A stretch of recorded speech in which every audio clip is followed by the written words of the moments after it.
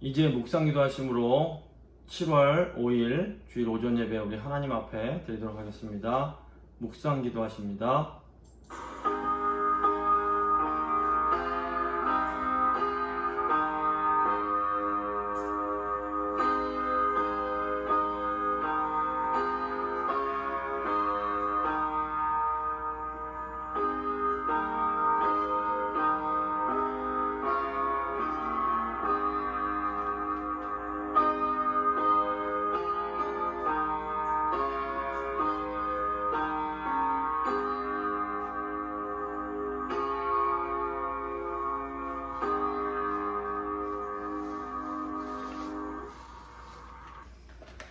만복의 근원이 되시는 삼위일체 하나님, 우리의 찬양과 경배를 받으시기 합당하신 주님을 찬양합니다. 우리가 살아도 주를 위해서 살고 죽어도 주를 위하여 죽나니 그러므로 사나 죽으나 우리가 주의 것입니다. 이 시간 저희가 드리는 예배를 받아주시고 우리에게 놀라운 은혜와 평강을 허락하여 주시옵소서. 우리 예배를 받아주신 하나님께 감사드리며 귀하신 예수 그리스도의 이름으로 기도드립니다. 아멘. 사도신경으로 우리의 신앙 고백합니다. 나는 전능하신 아버지 하나님 천지의 창조주를 믿습니다. 나는 그의 유일하신 아들 우리 주 예수 그리스도를 믿습니다.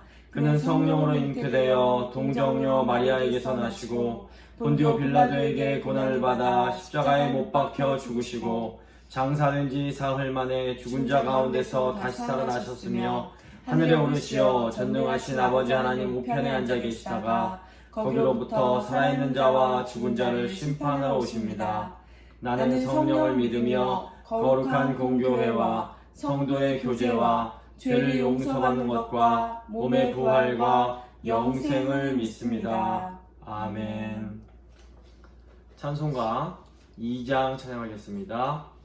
찬송가 2장입니다.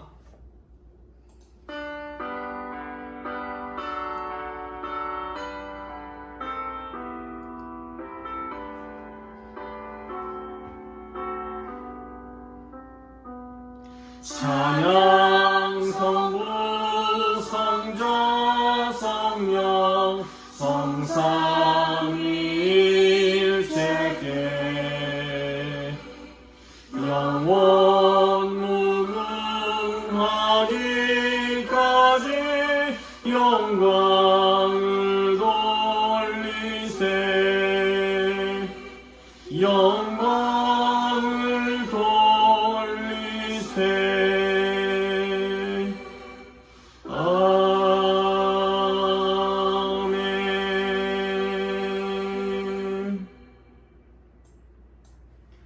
교동문 62번입니다. 교동문 62번 시편 143편 말씀입니다. 교동문 62번 교독하겠습니다. 여호와여 내 기도를 들으시며 내 간구에 귀를 기울이시고 주의 진실과 의로 내게 응답하소서. 주의 종에게 심판을 행하지 마소서. 주의 눈앞에는 의로운 인생이 하나도 없나이다. 원수가 내 영혼을 핍박하며 내 생명을 땅에 엎어서 나로 죽은 지 오랜 자같이 나를 암흑 속에 두었나이다. 그러므로 내 심령이 속에서 상하며 내 마음이 내 속에서 참담하니이다. 내가 옛날을 기억하고 주의 모든 행하신 것을 읊조리며 주의 손이 행하는 일을 생각하고 주를 향하여 손을 펴고 내 영혼이 마른 땅같이 주를 사모하나이다. 여호와여 속히 내게 응답하소서. 내 영이 피곤하니이다. 여호와여 주의 이름을 위하여 나를 살리시고 주의 의로 내 영혼을 환난에서 끌어내소서. 주의 인자하심으로 나의 원수들을 끊으시고 내 영혼을 괴롭게 하는 자를 다 멸하소서. 나는 주의 종이니이다. 아멘. 찬송가 212장입니다. 찬송가 212장 찬양하겠습니다.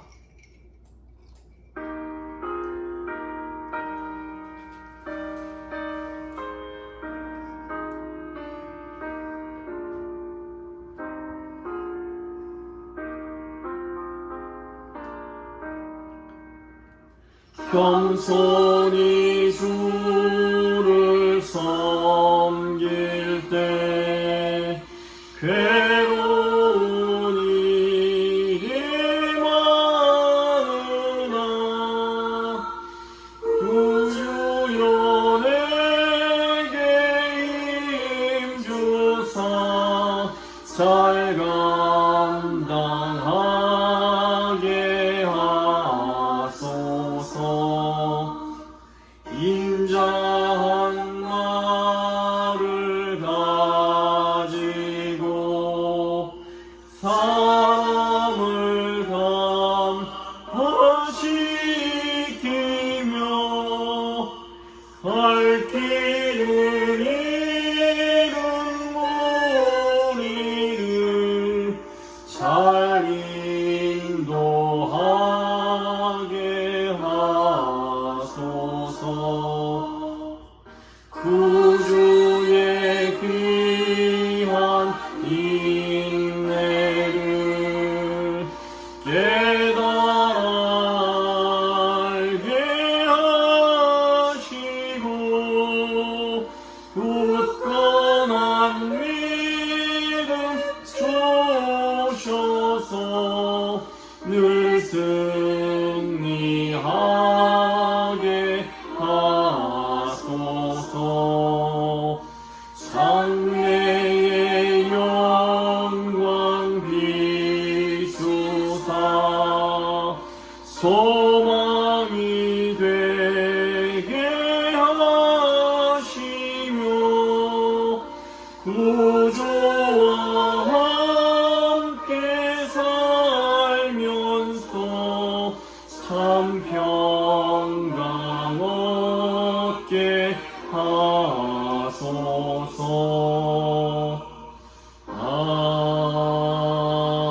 아멘.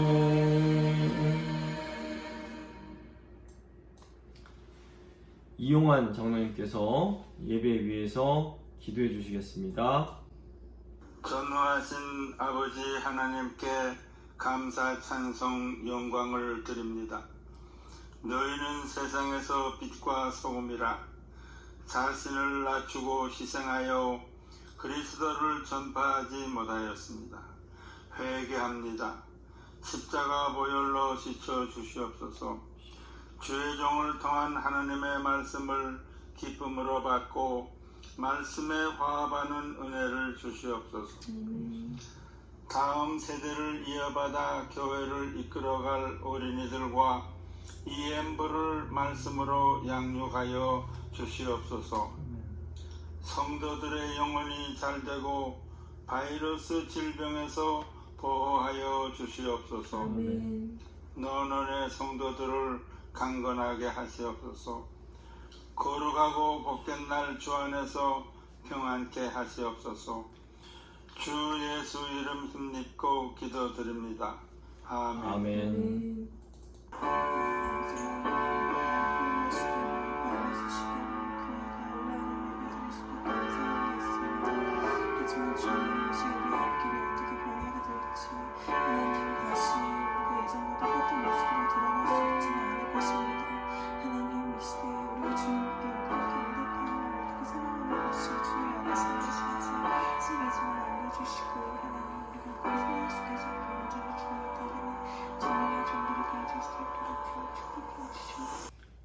오늘 주신 하나님 말씀은 갈라디아서 1장 1절부터 5절까지의 말씀입니다. 갈라디아서 1장 1절부터 5절까지의 말씀 제가 봉독해 드리도록 하겠습니다. 사람들에게서 난 것도 아니요 사람으로 말미암은 것도 아니요 오직 예수 그리스도와 그를 죽은 자 가운데서 살리신 하나님 아버지로 말미암아 사도된 바울은 함께 있는 모든 형제와 더불어 갈라디아 여러 교회들에게 우리 하나님 아버지와 주 예수 그리스도로부터 은혜와 평강이 있기를 원하노라. 그리스도께서 하나님 곧 우리 아버지의 뜻을 따라 이 악한 세대에서 우리를 건지시려고 우리 죄를 대속하기 위하여 자기 몸을 주셨으니 영광이 그에게 세세토록 있을지어다. 아멘. 이제 특별 찬양 순서가 되겠습니다.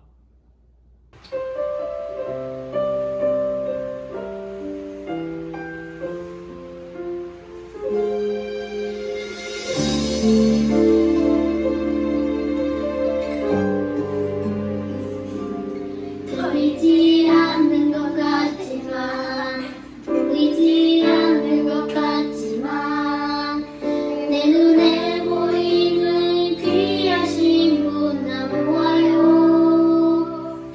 보이지 않는 것 같지만 들리지 않는 것 같지만 내 귀에 들리는 귀한 소리 나 들어요. 수천 년부터 나를 사랑해 구세주가 예수님을 보내주셨죠. 수천 년부터 나를 사랑해 진리의 성령님 보내주셨죠. 보이지 않는 것 같지만 보이지 않는 것 같지만 내 눈에 들리는 귀하신 분 나보아요. 보이지 않는 것 같지만 들리지 않는 것 같지만 내 귀에 들리는 귀한 소리 나 들어요. 오늘은 교회의 본질이란 제목으로 하나님 말씀 함께 나누고 기도하도록 하겠습니다. 참 안타깝게도 이 코로나의 상황이 좋아질 기미를 보이지 않고 있습니다. 전문가들의 말에 따르면 이 코로나19가 지나간 후에도 몇 년에 한 번씩은 이런 비슷한 전염병이 전 세계적으로 유행할 가능성이 앞으로는 높다고 합니다. 이런 뉴스를 저희가 듣다 보면 우리 세대는 그렇다 해도 우리 다음 세대들은 어떻게 믿음을 지키며 살아가야 하나 하는 생각이 들 때가 많습니다. 그런데 이제 역사를 돌아보면 교회는 항상 고난과 어려움 가운데에서 존재해 왔습니다. 저희 교회 어른들만 해도 일제강점기 때에 신사참배를 강요당하는 이 핍박 속에서 신앙을 지키셨고, 또 그 이후에는 6.25라는 전쟁 속에서 신앙을 지키셨고, 또 전쟁 후에 지독한 가난을 겪고, 또 미국으로 이민 온 후에도 이 어려운 상황 속에서 교회를 세우고 지켜오셨습니다. 이 성경을 보면 교회는 처음부터 고난이라는 상황 속에서 생겨나고 생존해 왔습니다. 구약의 하나님 백성들인 이스라엘은 애굽의 노예살이라는 이 고난의 상황 속에서 형성이 됐습니다. 또 이스라엘이 잠시 독립된 국가로서 존재하긴 했지만 결국 바벨론의 포로로 끌려가게 됩니다. 우리가 보는 구약 성경이 모세 때부터 쓰여지긴 했지만 지금 저희가 보는 구약 성경이 완전히 만들어지고 완성된 것은 바벨론 포로 생활이라는 이 고난의 상황 속에서였습니다. 또 신약시대에도 교회는 로마 제국의 지배라는 고난의 상황을 배경으로 하고 있습니다. 예수님은 로마의 총독에 의해서 십자가형을 언도받으셨고, 또 신약 성경의 저자들인 바울, 베드로, 야고보 등도 이 로마 제국에 의해서 순교를 당하게 됩니다. 요한계시록을 보면 교회가 이 세상에 존재하는 동안, 즉 주님이 다시 오실 때까지는 계속해서 교회가 이 고난이라는 상황을 직면해야 한다는 것을 저희가 분명하게 알 수가 있습니다. 18세기에 기독교 문화를 가진 서구 국가들이 산업혁명을 통해서 부강해지게 되고, 이제 19세기, 이제 1800년대에 남미, 아시아, 아프리카 대륙을 식민지화하면서 이 기독교가 전 세계적으로 전파가 됩니다. 그래서 전 세계적으로 이 기독교라는 종교, 즉 교회가 인정받기 시작한 것은 사실 200년이 채 되지 않았습니다. 그러니까 세계사 전체를 놓고 볼 때면 이 대부분의 세계에서 교회는 주류가 아니라 비주류였고 핍박받는 소수였을 때가 훨씬 더 많았습니다. 근데 참 역설적이게도 교회가 힘이 없고 핍박받는 소수일 때에 영적으로는 훨씬 더 강력했습니다. 우리 재건교회만 해도 이 고난받고 핍박받던 그 시절의 신앙이 보면 훨씬 더 강력하고 아름답게 빛이 났던 것이 아닌가 이런 생각이 들곤 합니다.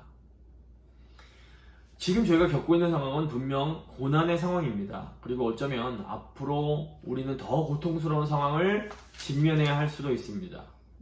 하지만 영적으로 보면 이런 고난의 상황이야말로 교회에게는 좋은 기회가 될 수 있습니다. 모든 것이 편안하고 좋을 때에는 우리의 믿음이 진짜인지 가짜인지 잘 구분이 되지 않습니다. 그런데 고난이 닥치고 어려움이 찾아올 때에 진짜 신앙의 모습이 드러나게 됩니다. 정말로 이 교회가 교회다운 교회인지 아닌지를 결정하는 것이 있는데 그게 바로 교회의 본질입니다. 본질을 저희가 영어로 에센스라고 이제 말을 하는데 이 본질이 무엇인가 하면 무엇이 되게 하는 성질을 본질이라고 합니다. 예를 들어서 소금이 되게 하는 그 본질이 무엇인가 하면 바로 짠맛입니다. 이 짠맛이라는 본질을 잃어버린 소금은 더 이상 소금이 아닙니다. 소금에는 굵은 소금도 있고 가는 소금도 있고 맛소금도 있습니다. 그리고 이 소금을 예쁜 통에 담아둘 수도 있습니다. 하지만 소금에서 짠맛이라는 본질이 사라지고 나면 다른 것들은 아무 의미가 없어지게 되는 겁니다. 교회도 마찬가지로 본질이 있고 비본질적인 것들이 있습니다. 이 본질이 분명할 때에는 이 비본질적인 것들이 이 교회를 더 다양하고 풍성하게 만들어줄 수 있습니다. 하지만 요즘과 같은 고난의 시기에는 교회가 이 본질에 더욱 집중해야 합니다. 본질을 붙잡으면 다른 비본질적인 것들이 좀 부족해도 얼마든지 교회로서 존재할 수 있습니다. 하지만 가장 중요한 이 본질을 잃어버리면 다른 것들이 다 있다고 해도 그것은 아무 의미가 없어지게 됩니다. 그렇다면 이 고난의 시기에 우리가 꽉 붙들어야 할 교회의 본질이 무엇일까요? 저희가 앞으로 살펴보게 될 갈라디아서는 이 교회의 본질이 무엇인지에 대해서 아주 중요한 통찰을 제공해 줍니다. 이 갈라디아서는 사도 바울이 갈라디아 그 지역에 있는 교회들에게 보낸 편지입니다. 편지를 받는 사람들의 상황과 굉장히 중요한 관련이 있습니다. 그래서 사도 바울이 쓴 그 서신서들을 보면 그 교회들의 상황과 아주 밀접한 관련이 있음을 저희가 보게 됩니다. 이 갈라디아 교회에도 중요한 상황이 있었습니다. 이 갈라디아 교회에 복음도 믿고 율법도 지켜야 구원을 받는다라고 주장하는 유대주의자들이 들어와서는 교인들을 막 미혹을 했습니다. 바울이 이 거짓된 가르침에 미혹을 당하고 있는 갈라디아 교인들에게 다시 한번 분명하게 복음의 진리를 설명하고 이 전해야 할 그 필요를 느끼고 기록한 것이 바로 이 갈라디아서입니다. 결과적으로 바울이 갈라디아 교인들에게 보낸 이 서신 덕분에 우리는 오늘날 교회 본질이 무엇인지, 복음의 핵심이 무엇인지 분명하게 알 수 있게 되었습니다. 중세 로마 카톨릭이 이 복음의 진리로부터 멀리 떠났을 때에 종교 개혁자들이 로마서나 그리고 이 갈라디아서를 통해서 복음의 핵심이 무엇인지를 배우고 다시금 교회를 개혁할 수 있었습니다. 교회가 본질을 붙잡아야 할 이 시기에 우리에게 이 갈라디아서가 있다는 것은 참 큰 은혜요 복이라고 할 수 있습니다. 앞으로 몇 주간 이 갈라디아서를 통해서 우리가 꽉 붙들어야 할 교회 본질에 대해서 좀 생각해 보려고 합니다. 이제 오늘 본문은 갈라디아 교회를 향한 사도 바울의 인사말에 해당합니다. 그런데 이 인사말에도 우리가 붙들어야 할 교회 본질에 대한 아주 중요한 내용이 들어 있습니다. 오늘 세 부분으로 나눠서 오늘 본문 살펴보겠습니다. 첫 번째, 사도의 가르침입니다. 두 번째, 가족의식. 셋째, 은혜와 평강입니다. 사도의 가르침, 가족의식, 은혜와 평강입니다. 첫 번째, 사도의 가르침입니다. 교회가 붙잡아야 할 첫 번째 교회의 본질은 사도의 가르침입니다. 바울은 이 안디옥 교회의 파송을 받아서 갈라디아 여러 지방을 다니면서 교회들을 세우고 복음을 전했습니다. 사도행전에 나오는 비시디아 안디옥, 더베, 루스드라, 이고니온 등 이런 지역들이 이 갈라디아 지역에 속한 교회들입니다. 세월이 지난 후에 바울이 이 교회들로부터 소식을 듣습니다. 근데 이 교회들이 다시 유대주의로 돌아가서 할례와 율법에 집착하면서 자기 의의를 세우려고 하고 있다는 그런 소식이 들려오는 겁니다. 교회들이 복음의 진리에서 점점 멀어지고 있는 겁니다. 이런 상황에서 바울이 갈라디아 지역의 교회들에게 편지를 씁니다. 갈라디아서는 그래서 바울이 다른 교회들에 보낸 편지들과는 분위기가 아주 다른 것을 볼 수 있습니다. 사도 바울이 편지에 처음부터 강조한 내용이 무엇입니까? 나를 사도로 세운 분은 사람이 아니라 예수 그리스도와 하나님이시다 라는 것입니다. 1절 말씀입니다. 사람들에게서 난 것도 아니요 사람으로 말미암은 것도 아니요 오직 예수 그리스도와 그를 죽은 자 가운데서 살리신 하나님 아버지로 말미암아 사도된 바울은, 여기 지금 사람들에게서 난 것도 아니다 라는 것은 영어로 not sent from man 이라고 번역이 됩니다. 이것은 바울이 사도가 된 것이 사람으로부터 온 것이 아니라는 의미입니다. 사실 이것은 오늘날 목회자들에게도 똑같이 해당되는 내용입니다. 지금 말씀을 전하고 있는 저도 사람에 의해서 말씀 사역자로 부름받은 것은 아닙니다. 사람이 아니라 하나님이 나를 부르셨다는 이 믿음이 분명해야 어떤 상황 속에서도 사람들의 그런 의견에 흔들리지 않고 하나님이 원하시는 그 온전한 말씀을 선포할 수가 있습니다. 그런데 이제 중요한 것은 두 번째 부분입니다. 사람으로 말미암은 것도 아니다 라는 말입니다. 이 말을 영어로 not sent by man 이라고 번역이 됩니다. 이것은 바울의 사도의 직분이 인간에 의해서 세워진 것이 아니라는 의미입니다.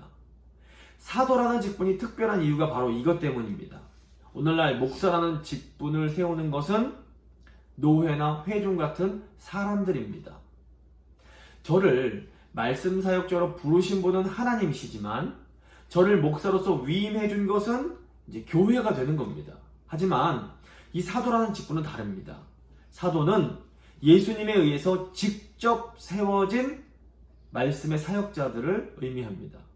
그러니까 바울과 같은 초대교회 사도들은 사람이 위임한 것이 아니라 예수님께 직접 사도로 세움을 받았습니다. 그래서 복음서를 보시면 예수님은 자신을 따르는 제자였던 12명의 제자를 사도로 세우셨습니다. 또 사도행전 9장을 보시면 부활하신 예수님께서는 다메섹으로 가고 있던 사울을 직접 부르시고 사울을 이방인의 사도로 세우셨습니다. 지금 바울이 자신이 예수님으로부터 직접 사도로 위임을 받았음을 강조하는 이유가 중요합니다.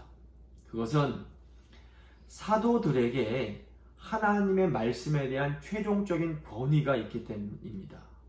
어떤 법적인 문제가 있을 때에 최종적인 판단을 내리는 곳이 대법원입니다. 대법원에서 판결을 내리고 나면 그것이 이제 곧 법이 되고 진리가 되는 거, 그 결정이 나는 겁니다.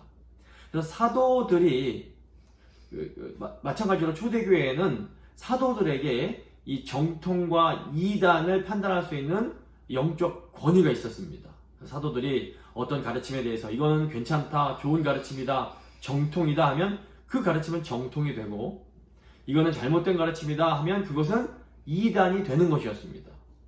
갈라디아 교회로 들어온 유대주의자들이 사람들을 미혹하기 위해서 내세운 것이 무엇인가 하면 자기들은 예루살렘에 있는 사도들로부터 보냄받은 자들이라는 것이었습니다. 근데 이건 정말 진실인지 아닌지 확실치 않습니다. 그래서 그 사람들이 뭐라고 말을 했는가 하면, 우리는 예루살렘에 있는 사도들이 보낸 사람들이니까 우리 말을 듣고 구원을 받으려면 율법을 지켜야 한다, 이런 식으로 주장을 했습니다. 근데 안타깝게도 갈라디아 교인들이 이 사람들의 말에 흔들리게 되는 겁니다. 바울이 편지 처음부터 자신의 사도권을 강조하는 것이 바로 이 때문에 그렇습니다. 바울은 잘못된 가르침에 흔들리고 있는 갈라디아 교인들을 향해서 내가 여러분께 전한 복음은 사람이 아니라 예수님이 직접 주신 진리라는 것을 강조하는 겁니다. 이 복음의 진리는 우리의 영적인 생명과 직접적으로 연결이 됩니다. 그래서 이 복음의 내용에 다른 것들이 섞이면 그것은 더 이상 참된 생명을 주는 복음이 될 수가 없습니다. 그래서 이제 교회사를 쭉 보면 이 마귀가 계속해서 이 복음의 내용에서 무언가를 좀 더하거나 또 무언가를 좀 빼려고 굉장히 애를 씁니다. 그래서 교회의 역사는 이 진리를 지키는 역사라고도 볼 수 있습니다. 그렇다면 바울이 전한 복음의 구체적인 내용이 뭘까요? 오늘 4절과 5절에 그 내용이 나옵니다. 그리스도께서 하나님 곧 우리 아버지의 뜻을 따라 이 악한 세대에서 우리를 건지시려고 우리 죄를 대속하기 위하여 자기 몸을 주셨으니 영광이 그에게 세세토록 있을지어다. 아멘. 바로 이것이 바울이 자신의 생명과 자신의 모든 것을 걸고 전했던 복음의 핵심입니다. 하나님 아버지께서 우리를 이 악한 세대에서 구원하시려고 독생자 예수 그리스도를 보내서 우리 죄를 대속하기 위해 십자가를 지게 하셨다라는 것입니다. 삼위 하나님께서 우리의 죄를 해결해 주시려고 해결해 주시고 우리를 구원해 주시고 놀라운 은혜로 우리를 자녀 삼아 주셨습니다. 그러니까 성경 전체가 바로 이 복음의 내용과 긴밀하게 연결이 되어 있습니다. 예수님이 오시기 전에 기록된 구약 39권은 이 복음의 사건을 예언하고 기대하는 내용입니다. 또 예수님이 오신 후에 기록된 신약 27권은 이 복음의 사건을 기념하고 기억하고 그 의미를 더 풍성하게 설명해주는 내용입니다. 이 구약 성경을 기초로 신약 성경을 기록한 분들이 바로 사도들입니다. 사도들의 가르침이 너무너무 중요한 이유는 이 사도들의 가르침에 생명의 진리가 들어있기 때문입니다. 그래서 초대교회부터 교회는 이 사도의 가르침을 꽉 붙잡았습니다. 사도행전 2장 42절입니다. 그들이 사도의 가르침을 받아 서로 교제하고 떡을 떼며 오로지 기도하기를 힘씁니다. 오늘날과 같은 이 위기의 시간에 교회인 우리가 꽉 붙잡아야 할 첫 번째 본질, 그것이 바로 이 사도의 가르침입니다. 그러니까 우리가 다른 것을 다 포기한다고 해도 이 사도의 가르침은 절대로 포기할 수가 없습니다. 복음의 진리가 없다면 그것은 더 이상 교회가 될 수 없기 때문에 그렇습니다. 그래서 앞으로 이 갈라디아서를 통해서 이 사도의 가르침에 담긴 복음의 진리에 대해서, 그 복음의 정수에 대해서 좀 더 자세히 살펴보도록 하겠습니다. 이제 두 번째, 가족의식입니다. 교회가 붙잡아야 할 두 번째 교회의 본질은 우리가 영적인 가족이라는 의식입니다. 2절 보시면 함께 있는 모든 형제와 더불어 갈라디아 여러 교회들에게 이렇게 말을 합니다. 바울에게는 언제나 함께 복음 사역을 하는 동역자들이 있었습니다. 바울은 이런 영적인 동역자들을 항상 형제, 자매라고 부릅니다. 그러니까 바울에게 동역하는 교인들이 영적인 가족과 같았던 겁니다. 실제로 바울은 사랑하는 제자 디모데를 자기 아들이라고 부릅니다. 또 복음서를 보시면 예수님도 제자들을 향해서 이들이 나의 어머니요 나의 동생들이다 라고 말씀을 하십니다. 하나님 아버지의 뜻에 따라 은혜로 구원받은 사람들은 서로 영적인 가족입니다. 사도행전을 보면 초대교회 성도들이 사도의 가르침을 받아 서로 교제하며 떡을 떼는 모습이 나옵니다. 교제하며 떡을 뗀다라는 것은 교인 간에 함께 밥을 먹는 것을 의미합니다. 이것은 이제 오늘은 성찬으로 그것을 이제 기념합니다. 그런데 우리말에 가족을 의미하는 식구라는 말이 있습니다. 이건 무슨 의미인가 하면 같이 밥 먹는 사이를 말합니다. 같이 밥을 먹는다라는 것은 단순히 밥만 먹는 것이 아니라 주 안에서 한 가족이다 하는 것을 의미하는 것으로 볼 수 있습니다. 근데 우리가 가족이라고 할 때에 생각해야 할 것이 무엇인가 하면 가족은 우리가 선택할 수 없다라는 것입니다. 우리는 부모님이나 형제 자매를 고르지 못합니다. 우리는 하나님이 주신 가족 가운데 태어나고 하나님이 주시는 가족을 그냥 받아들이는 겁니다. 내 마음에 들지 않는다고 부모님을 갈아치우거나 형제 자매를 바꾸는 일은 사실상 불가능합니다. 근데 이게 영적인 차원에서도 마찬가지입니다. 우리는 영적인 형제 자매를 선택하지 못합니다. 우리 곁에 있는 교인들은 하나님이 우리에게 보내주신 우리의 가족들인 겁니다. 따라서 내 마음에 좀 들지 않는다고 저 교인을 바꾸려고 하는 것은, 갈아치우려고 하는 것은 문제가 있습니다. 모든 가정에는 어느 정도 갈등이 있게 됩니다. 저희 아이들도 보면 형제들 간에 서로 사이좋게 잘 놀다가도 어느 순간에 막 싸움이 일어납니다. 형이 나보다 더 많이 먹었다고 싸우고, 형이 나를 놀려서 기분이 나쁘다고 싸우고, 정말 말도 안 되는 이유로 계속해서 싸움을 합니다. 그래서 이제 부모님이 이제 야단을 좀 치시면 잠시 조용합니다. 그러다가 또 언제 그랬냐는 듯 서로 깔깔거리면서 다시 사이좋게 노는 것을 볼 수 있습니다.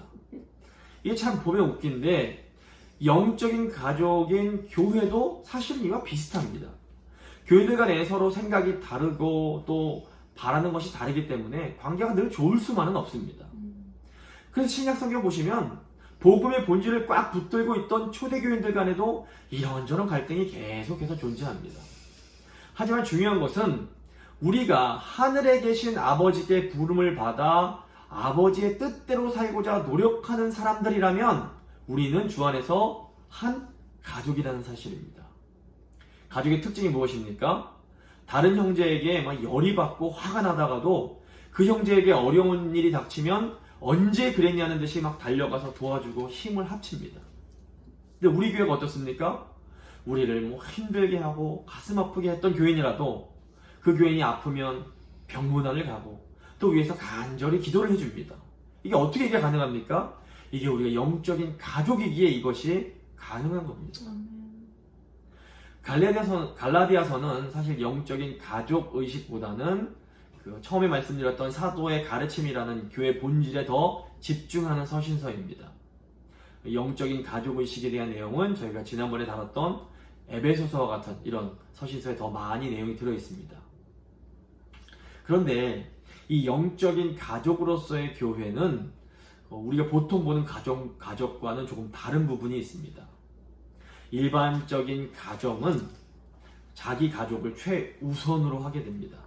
다른 가족보다 우리 가족이 먼저인 겁니다. 이거는 본능적으로 어쩔 수가 없습니다. 하지만 영적인 가족인 교회는 우리 교회가 최우선이 아니라 하늘에 계신 하나님 아버지의 뜻을 행하는 것을 최우선으로 삼습니다. 코로나와 같은 이런 어려운 상황에서도 우리가 하나님의 뜻을 행하는 영적인 가족이라는 의식이 있을 때 우리가 진정한 교회답게 존재할 수가 있게 됩니다. 제가 며칠 전에 쿠웨이트에 있는 한인교회 목사님이 쓰신 글을 좀 읽었습니다. 지금 쿠웨이트에 있는 교인들도 이 코로나 때문에 가정 수입이 전혀 없는 분들도 계시고 심지어 계속해서 적자를 겪고 있는 분들이 꽤 많이 있다고 합니다. 당연히 교회 헌금도 줄어서 평소보다 3분의 1로 줄었다고 합니다. 이 교회에서 이제 건물을 렌트해서 사용하고 있는데 렌트비 내고 이러기도 쉽지 않지만 이 교회에서는 해외에 있는 선교사들을 위해서 한 해에 2번 후원을 모아서 이제 2번씩 크게 후원을 하고 있는데 이게 재정 상황이 좋지 않기 때문에 후원을 하려면 빚을 내야만 하는 상황이 되었다고 합니다. 근데 이 교회가 어떻게 했을까요? 우리 교회 상황이 힘드니까 우리 코가 석자인데 어떻게 선교를 하냐 그러면서 이번에 하지 맙시다 그랬을까요? 그러지 않았습니다. 이 교회 재직회와 당회에서 지금 전 세계적으로 코로나를 겪고 있고 선교지에 계신 선교사님들은 우리보다 더 힘든 상황에 계실 테니 우리가 빚을 내서라도 그분들을 도와주는 게 하나님 뜻에 맞는 것 같습니다 라고 생각하고 빚을 내서 선교하기로 결정을 했다고 합니다. 대신 그동안 교회가 하면 좋지만 꼭 안 해도 되는 일에 사용하던 지출을 과감히 다 끊어버리자 이렇게 결정을 했다고 합니다. 이 위기의 상황에 교회의 본질을 붙잡기로 결단을 한 겁니다. 위기의 상황일수록 교회는 하나님을 기쁘시게 하는 영적인 가족이라는 것을 명심해야 합니다. 그래서 어떤 결정을 할 때마다 우리가 하나님을 기쁘시게 하는 것이 무엇일지, 또 우리 영적인 가족인 성도들에게 가장 유익한 것이 무엇일지 항상 사랑 가운데 지혜를 구하면 하나님께서 우리에게 가장 지혜롭고 좋은 길을 허락해 주실 것입니다. 이제 세 번째, 은혜와 평강입니다. 우리가 붙잡아야 할 세 번째 교회 본질은 복음으로부터 오는 은혜와 평강입니다. 오늘 3절 말씀입니다. 우리 하나님 아버지와 주 예수 그리스도로부터 은혜와 평강이 있기를 원하노라. 사도 바울은 자신이 세운 교회에 편지할 때는 항상 이 은혜와 평강이 있기를 구합니다. 신약에서 은혜를 헬라어로 카리스라고 표현합니다. 이것은 아무 받을 자격이 없는 자에게 아무 대가 없이 베풀어지는 용서나 호의를 의미합니다. 1만 달란트 빚을 탕감받은 신하가 입은 그 자비가 바로 이 은혜에 해당합니다. 또 구약을 보시면 언약적인 사랑인 헤세드라는 단어로 이 은혜가 표현이 됩니다. 하나님과 인간이 언약을 맺었습니다. 근데 인간은 변덕이 심해서 막 들쑥날쑥합니다. 그런데 하나님은 변치 않는 신실한 사랑으로 계속해서 이 언약을 지키십니다. 이것이 바로 헤세드의 은혜인 겁니다. 그런데 이 놀라운 은혜가 어디에서 옵니까? 이 은혜는 이 땅에서는 절대로 찾을 수가 없습니다. 이 땅에서는 절대로 얻을 수도 없습니다. 이 은혜는 오직 저 위에 계신 하나님 아버지께로부터 예수 그리스도를 통해서 성령 안에서 우리에게 부어지게 됩니다. 우리를 부르신 분이 하나님이십니다. 하나님이 우리를 불러주셨고 우리를 구원해 주셨습니다. 모든 것이 하나님의 주권이요 하나님의 선하신 뜻이 모든 구원의 기초입니다. 하나님께서 모든 주도권을 쥐고 계십니다. 그래서 구원은 전적으로 하나님께 속한 것입니다. 그렇기 때문에 우리가 구원받은 것이 전적인 하나님의 은혜인 것입니다. 그래서 먼저 된 자는 조심하라고 주님이 말씀하십니다. 복음서에 나오는 포도원 품꾼의 비유가 바로 이것을 의미합니다. 은혜를 모르는 사람이 되지 말라는 겁니다. 자신이 한 조그만 일로 본전 뽑으려고 하고 흥정하려고 하고 비교하려고 하는 것은 은혜를 모르는 사람들이 하는 일입니다.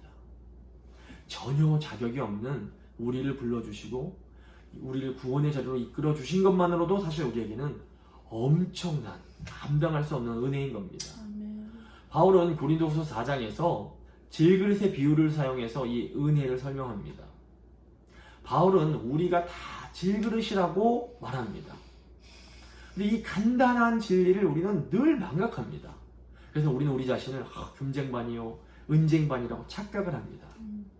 이럴 때 우리가 이 은혜를 다 놓치게 됩니다. 마치 하나님이 해주신 것을 사람이 이룬 것으로 착각을 합니다. 그러다 보면 사람이 대단해 보입니다.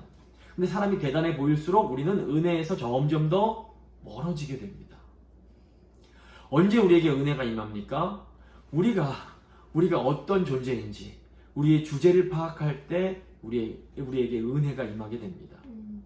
하나님의 말씀대로 우리가 그저 보잘것없는 질그릇에 불과함을 온전히 깨달을 때 바로 그곳에 은혜가 임하게 됩니다. 그때 우리의 질그릇에 보배를 담아주신 분의 은혜를 깨닫고 질그릇에 값진 보화를 담아주신 분의 그 크신 사랑을 깨닫기 때문에 그렇습니다. 이렇게 하나님의 은혜를 깨달은 사람이 무슨 고백을 하게 됩니까? 능력의 힘이 큰 것이 하나님께 있고 우리에게 있지 아니함을 고백하고 하나님을 높이게 되는 겁니다. 질그릇을 이렇게 보배롭게 사용해 주시는 하나님께 참된 영광을 돌려드리는 겁니다. 오늘 본문에 나오는 갈라디아 교회 문제가 바로 이것입니다. 질그릇 같은 그들에게 보배 같은 복음을 담아주신 그 은혜를 잊어버린 겁니다. 아버지께서 주신 이 놀라운 보물을 발견하지 못하고 감사하지 못하고 자기의 그릇을 착각을 했습니다. 그래서 다시 율법주의로 할례로 나아가려고 하고 있는 겁니다. 이 어리석은 교회에게 바울은 오직 은혜만이 하나님 아버지께서 주시는 오직 은혜만이, 그 은혜가 우리를 구원한다는 사도의 가르침, 그 복음의 비밀을 다시 선포합니다. 교회에는 이 놀라운 하나님의 은혜에 대한 감격이 있어야 교회가 유지될 수가 있습니다. 그 은혜에 대한 감격이 있을 때 교회에 이루어지는 것, 그것이 바로 평강입니다. 온 세상이 그토록 간절히 원하면서도 이루어내지 못하는 것, 그것이 바로 평강, 평화입니다. 1세기에 아시는 것처럼 로마 제국이 강력한 군사력으로 평화를 유지했습니다. 그래서 그 시기를 팍스 로마나라고 불렀습니다. 근데 비슷하게 20세기에는 미국이 또 강력한 군사력으로 세계의 평화를 유지해냅니다. 그런데 로마가 힘으로 만들어낸 평화가 계속 유지될 수 없었던 것처럼 요즘 이 세상을 보면 미국이 강한 힘으로 만들어낸 평화도 굉장히 위태로워 보입니다. 세계 곳곳에서 테러가 일어나고 있고 요즘에는 보이지도 않는 바이러스 때문에 온 세계의 평안이 다 깨져버렸습니다. 하지만 구원하시는 하나님의 은혜가 임하는 그곳에는 이 세상이 줄 수 없는 놀라운 평화가 임하게 됩니다. 아멘. 요한복음 14장 27절입니다. 평안을 너희에게 끼치노니 곧 나의 평안을 너희에게 주노라. 내가 너희에게 주는 것은 세상이 주는 것 같지 아니하니라. 너희는 마음에 근심하지도 말고 두려워하지도 말라. 예수님께서 약속하신 바로 이 평안이 교회를 진정 교회답게 만드는 참 평안입니다. 세상이 아무리 요동을 쳐도 하나님의 은혜가 임한 곳에는 이 평안, 이 평강이 임하게 됩니다. 근데 이 은혜와 평강은 사실 하나님 나라의 특징입니다. 로마서 14장 17절 보시면 하나님의 나라는 먹는 것과 마시는 것이 아니요 오직 성령 안에 있는 의와 평강과 희락이라. 하나님이 통치하시는 곳, 하나님의 백성들이 있는 그곳에는 이 은혜와 평강과 의와 기쁨이 임하게 됩니다. 이 요즘과 같은 이 어려움의 시기에 우리에게 반드시 필요한 것, 그것이 바로 하나님이 우리에게 주시는 이 은혜와 평강인 것입니다. 말씀 마무리 짓겠습니다. 위기의 시간일수록 우리는 사도의 가르침에 담긴 복음의 진리를 굳게 붙들어야 합니다. 그리고 우리가 하나님의 뜻을 행하는 영적인 가족임을 기억하면서 하나님의 은혜와 평강을 누리면서 살아가야 합니다. 위기의 순간 중요한 것 본질입니다. 교회 본질을 꽉 붙드는 우리 교회가 될 수 있기를 간절히 소망합니다. 이 시간 한번 오늘 주신 말씀 기억하면서 마음의 기도 하시겠습니다. 감사합니다. 우리가 고난의 시대를 맞이하여서 교회가 어떻게 나아가야 할지 고민하고 있는 가운데 하나님 아버지, 우리가 붙잡아야 할 것은 하나님 아버지의 다른 어떤 번역의 하나님 도구들이 아니라 하나님 본질이라는 것을 다시 한번 깨닫게 해주심을 감사드립니다. 하나님 갈라디아 교회가 하나님 아버지 복음의 본질을 붙잡고 복음의 진수를 붙잡기보다 하나님 율법이나 할례 등 하나님 자기 어떤 행위로 하나님 아버지 구원받을 수 있다는 것을 하나님 아버지 주장하는 모습을 보며 하나님 아버지 바울이 하나님 아버지 정말 지혜를 새 아버지 우리에게 하나님 복음의 진수를 아버지 담아 주신 그 하나님을 바라볼 수 있도록 그 하나님께 감사할 수 있도록 이렇게 아버지 은혜의 말씀을 전해주셨습니다. 하나님 아버지, 우리는 참으로 연약하여서 하나님 아버지 자꾸 우리에게 교만해지고 하나님 아버지 정말 하나님의 은혜 하나님 아버지 자기 돈을 우리에게 베풀어 주시는 그 은혜를 기억하기보다 하나님 아버지 내가 찬송가 220장입니다. 찬송가 220장 찬양하시겠습니다.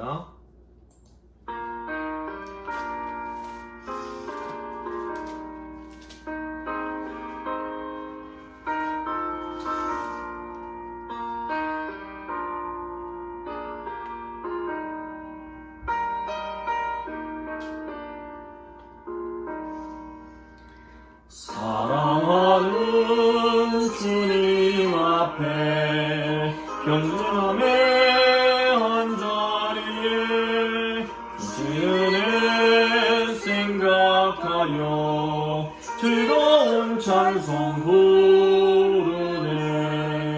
내 주 예수 본을 받아 걷는 사람 내 몸같이 환난 근심 위로하고 진심으로 사랑하세. 사랑하는 주님 앞에 온갖 충성 다 바쳐서 괴로우나 즐거우나 주님만 힘써 섬기네. 우리 주님 거룩한 손 제자들의 발을 씻어 남 섬기는 전회도를 몸소 행해 보이셨네. 사랑하는 주님 예수 같은 주로 섬기나니 한 피 바다 한 몸이로 형제여 친구들이여 한 몸같이 친밀하고 마음으로 하나 되어 우리 주님 크신 뜻을 지성으로 준행하세. 기도하시겠습니다. 좋으신 하나님, 우리에게 은혜를 베푸사 우리를 교회로 불러주심에 진심으로 감사드립니다. 하나님이 환난의 시간에 저희가 사도의 가르침을 꽉 붙들게 하시고 우리가 하나님 아버지의 뜻을 행하는 가족임을 늘 잊지 않게 하시며 하나님이 주시는 은혜와 평강 안에서 살게 하여 주시옵소서. 하나님의 그 주신 은혜에 감사하며 예물을 준비하는 그 손길들 위에 복을 주시고 그 삶의 모든 것을 지켜 주시옵소서. 지금도 어려운 곳에서 복음 사역을 감당하고 있는 선교사님들을 지켜주시고 그들과 함께 하여 주시옵소서. 또한 우리 다음 세대들이 이 고난을 통하여 하나님으로부터 멀어지는 것이 아니라 도리어 하나님께 더 가까이 나아가며 믿음 안에서 성장할 수 있도록 주님 지켜 주시옵소서. 하나님, 하나님께서 저희가 알지 못하는 방법으로 이 모든 상황들을 통해서 하나님의 그 선한 뜻을 이루어 가실 줄을 믿고 감사드리며 귀하신 우리 구주 예수 그리스도의 이름으로 기도드립니다. 아멘. 교회 소식 전해드리도록 하겠습니다. 특별 찬양 시간에 보신 것처럼 유년부 이한이가 찾아와서 함께 찬양을 했습니다.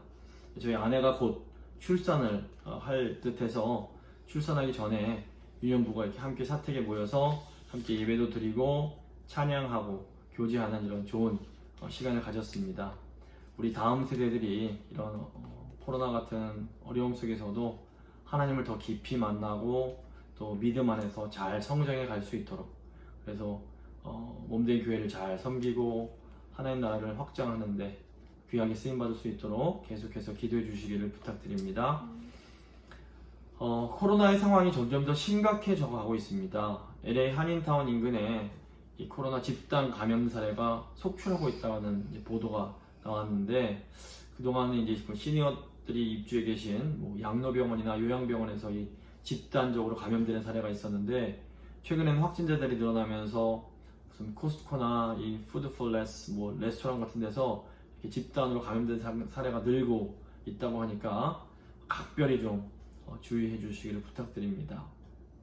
그리고 이제 더 성도님들의 건강 위해서 더 많이 기도해 주십시오. 그래서 미국 안에도 사실은 이제 몇 개의 주들이 그 코로나가 급속하게 확산되고 있는 주에서 있다가 온 그 사람들을 이렇게 자가 격리를 요구하는 주가 늘어나고 있다고 합니다. 저희 캘리포니아 주도 이 아주 요 주의를 요하는 주입니다. 그래서 저희가 이 시기에 더 믿음으로 기도하면서 하나님께서 어떻게 이걸 통해서 일하실지 좀 기대하는 마음으로 인내할 수 있기를 바랍니다.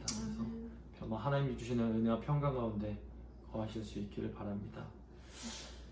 이제 오늘의 말씀 요한복음 14장 27절 말씀입니다. 요한복음 우리가 말씀 가운데 나눴던 요한복음 14장 27절 말씀 저희가 함께 읽은 후에 찬양하겠습니다. 요한복음 14장 27절입니다.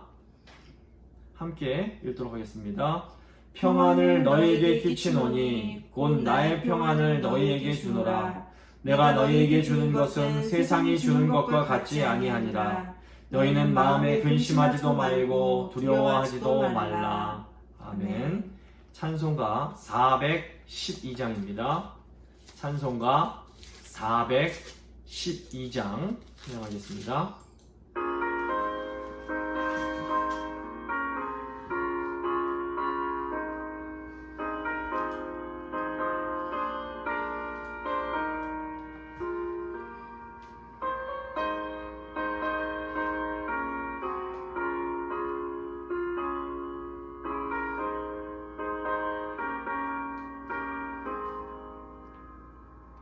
내 영혼의 극히 깊은 데서 맑은 가랑이 울려가네. 하늘 곡조가 언제나 흘러나와 내 영혼을 고이 싸네.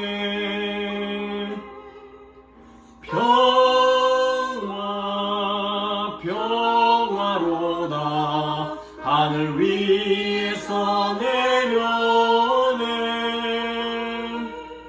그 사랑의 물결이 영원토록 내 영혼을 덮으소서. 내 마음속에 솟아난 이 평화는 깊이 묻힌 보배로다. 나의 보화를 캐내어 가져갈 자 그 아무도 없으리라.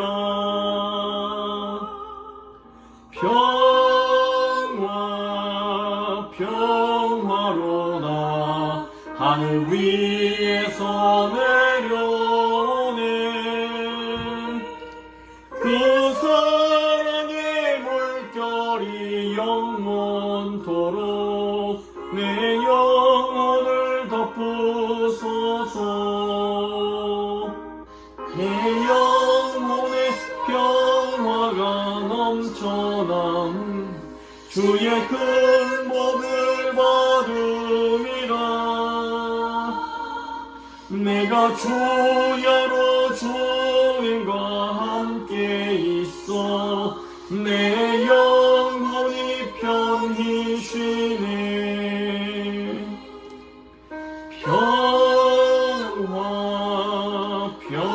평화로다 하늘 위에서 내려오네.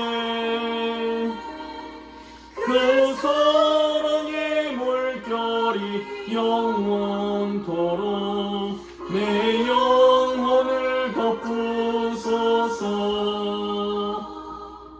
이 땅 위에 험한 길 가는 동안 참된 평화가 어디 있나.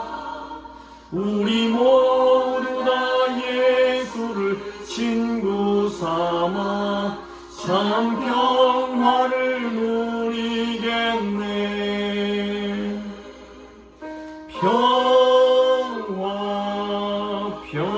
평화로다 하늘 위에서 내려오네.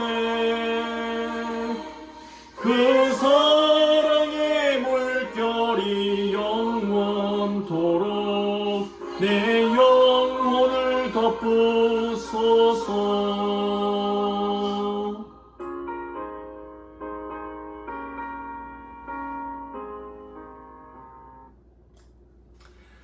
기도하시겠습니다. 지금은 십자가에서 죽으시고 부활하심으로 우리를 하나님의 가족으로 삼아주신 우리 주 예수 그리스도의 은혜와 우리에게 언제나 은혜와 참된 평강을 베풀어 주시는 하나님 아버지의 그 크신 사랑과 우리가 교회의 본질을 꽉 붙잡을 수 있도록 늘 도와주시는 성령님의 교통하심이 사도의 가르침을 붙들고 영적인 가족들을 사랑하며 은혜와 평강 가운데 거하기를 간절히 사모하는 복된 하나님의 백성들과 그 가족과 우리 교회와 또 전 세계에서 사역하는 복음의 사역자들 위해 지금부터 영원토록 함께 있을지어다. 아멘.